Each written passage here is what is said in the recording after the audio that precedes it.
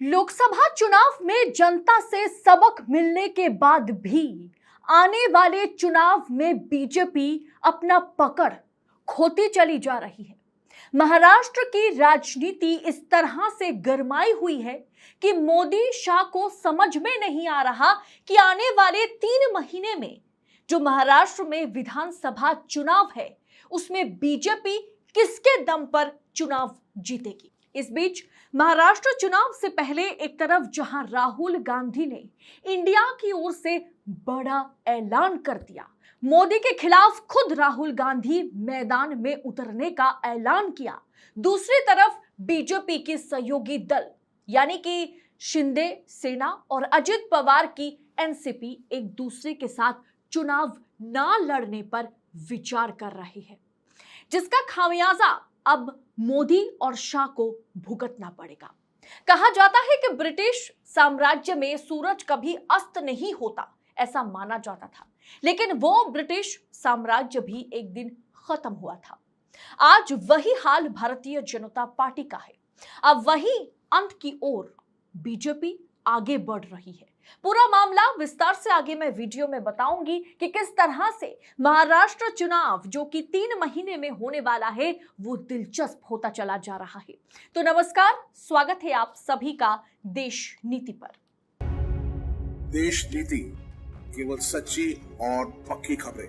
दोस्तों, कहा जाता है कि नकल करने के लिए भी अकल चाहिए। एकनाथ शिंदे सरकार के अंतरिम बजट को देखकर लगता है कि नकल तो की गई, लेकिन पेशबंदी जिस वक्त करनी चाहिए थी वो सिरे से गायब है।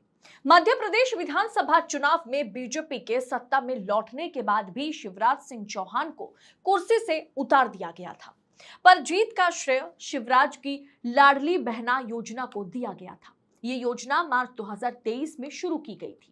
शुरू में महिलाओं को 1000 रुपए दिए गए, फिर 1250 रुपए दिया गया। नवंबर में चुनाव हुए तो बीजेपी को इसका फायदा मिला।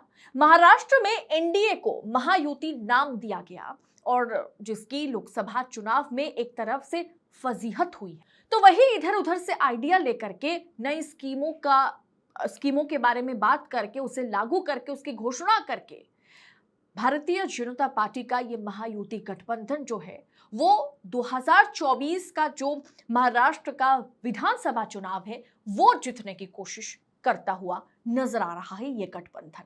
लेकिन राहुल गांधी ने भी अपना दांव चला है। आखिरी हफ्ते में पेश हुए बजट पेश हुई महाराष्ट्र में। यहाँ विधानसभा चुनाव अक्टूबर में है।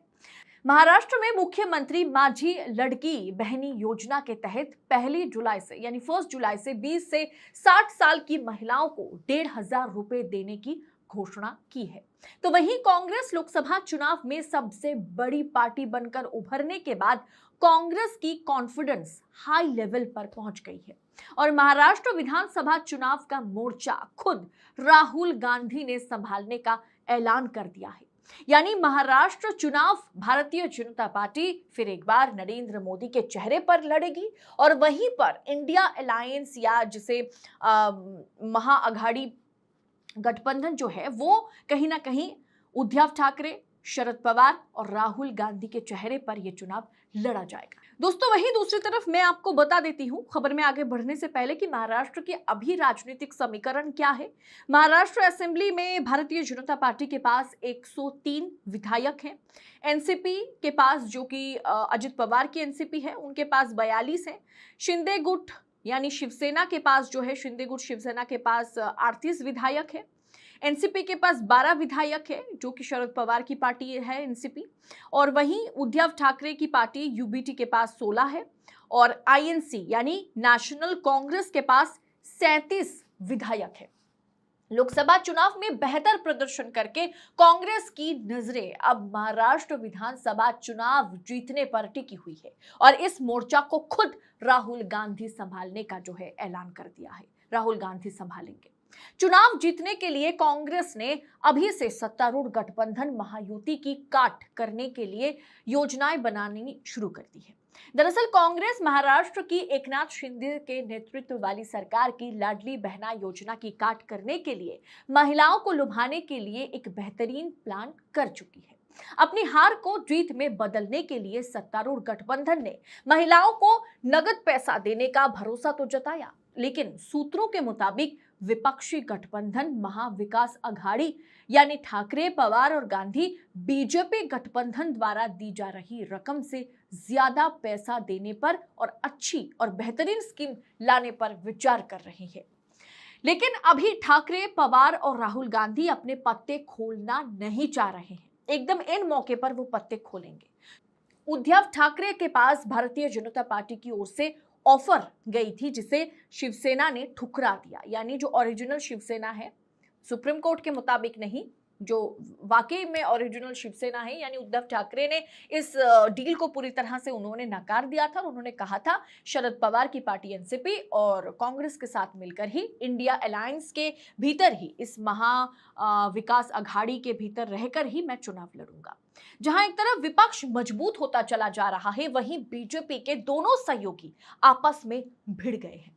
महाराष्ट्र में भले ही बीजेपी एकनाथ शिंदे की शिवसेना और अजित पवार की एनसीपी की गठबंधन सरकार चला रही हो, लेकिन इस गठबंधन में कई गांठें हैं जो एक एक कर खुलने लगी है। लोकसभा चुनावों में महायुति के अपेक्षाकृत कमतर प्रदर्शन ने कहीं ना कहीं इस गठबंधन में झगड़े की परिस्थिति को पैदा कर दिया और झगड़ा जो है वो बढ़ रहा है। राज्य में अक्टूबर के आसपास विधानसभा चुनाव होने हैं, इसीलिए गठबंधन के सहयोगी दलों के बीच अब सीट बंटवारे को लेकर टकराव जो है वो गहराता चला जा रहा है। हाल ही में मुख्यमंत्री एकनाथ शिंदे की पार्टी शिवसेना ने ये कहा था कि विधानसभा पर अपना दावा उन्होंने ठोका था। बीजेपी शिवसेना गठबंधन में एनसीपी बाद में शामिल हुई, इसीलिए उस सीट पर उसका दावा नहीं बनता। शिंदे गुट और बीजेपी में ही अच्छा खासा भाग बंटवारा होगा और एनसीपी जो है, अजित पवार की एनसीपी जो है, उसे एकनाथ शिंदे चाहते हैं थोड़ा सा साइडलाइन किया जाए। शिंदे गुट के नेता और पूर्व विधायक सदानंद चौहान ने पहले ही कहा था, उन्होंने बयान दिया था।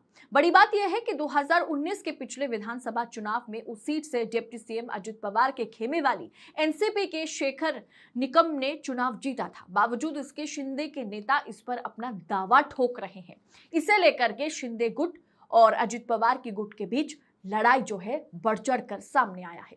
और इसके अलावा भारतीय जनता पार्टी पर भी ये दबाव बनाया जा रहा है कि अजित पवार को अलग किया जाए। उन पर जो भ्रष्टाचार के आरोप है, वो जो भ्रष्टाचार के मूर्त बन के बैठे हुए हैं, उसे भारतीय जनता पार्टी जितना जल्दी उससे हाथ साफ करेगी, उतना बीजेपी के लिए इस आने वाले 3 महीने में जो विधानसभा चुनाव होने वाले हैं उसमें फायदा होगा। दोस्तों, राज्य की सत्ताधारी महायुति में सीट बंटवारे को लेकर टकराव की आशंका गहराई गई है। ऐसे में कुल मिलाकर के देखा जाए तो भारतीय जनता पार्टी के लिए महाराष्ट्र का चुनाव जो है आसान नहीं होने वाला, क्योंकि अमित शाह ने यह घोषणा कर दी है कि हम नरेंद्र मोदी के चेहरे पर ही चुनाव लड़ेंगे। और वो गलती फिर एक बार बीजेपी दोहराने जा रही है, क्योंकि बीजेपी के पास कोई दूसरा चारा है नहीं। चारा है भी तो उसे शाह और मोदी आगे बढ़ने देना नहीं चाहते हैं। इसलिए वही फडणवीस, वही अमित शाह और वही नरेंद्र मोदी के चेहरे पर विधानसभा का चुनाव महाराष्ट्र में लड़ा जाएगा। और दूसरी तरफ इस जीत के बाद महाराष्ट्र में जिस तरह से सेमीफाइनल, यानी लोकसभा चुनाव को अगर विधानसभा से पहले सेमीफाइनल देखा जाए तो वहां महाअघाड़ी जो है, उसका जो महाविकास अघाड़ी का जो जीत है, उस जीत को आगे लेकर के उद्धव ठाकरे, शरद पवार और राहुल गांधी खुद मैदान में उतरे हुए हैं। क्या नरेंद्र मोदी इन तीनों के गठबंधन को टक्कर दे पाएंगे? क्या लोकसभा के नतीजे को नरेंद्र मोदी खुद पलट पाएंगे, या बुरी तरह से महाराष्ट्र चुनाव में इस बार 288 सीटों पर बीजेपी मुंह के बल गिरेगी? आपको क्या लगता है? महाराष्ट्र चुनाव जिस तरह से सर पर है और जिस तरह से महाराष्ट्र चुनाव का आगाज हो गया है, बिगुल बज चुका है, इस पर आपकी टीका टिप्पणी क्या है? क्या महाराष्ट्र में जोर का झटका बीजेपी को फिर एक बार लगने जा रहा है? आप अपनी राय कमेंट कर हमारे साथ जरूर शेयर करें। बाकी ऐसी राजनीति और राजनेताओं से जुड़ी तमाम खबरों को पाने के लिए देश नीति को जरूर सब्सक्राइब कीजिएगा। बहुत बहुत शुक्रिया आपका। जय हिंद, जय भारत।